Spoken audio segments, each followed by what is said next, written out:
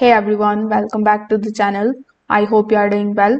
In today's video, I will show you exactly how to publish an indicator in TradingView in 2026.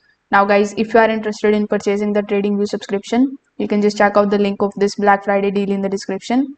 In this particular deal, you will get up to 80% off plus 1 month additional absolutely for free.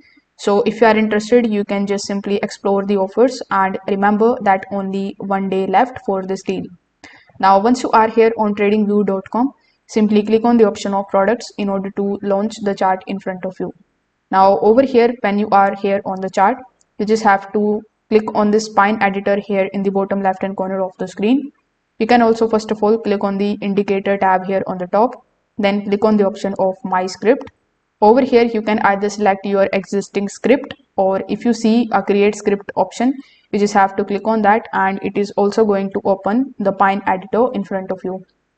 Now over here, you just have to paste your script, and once you have done that, simply click on the option of publish indicator.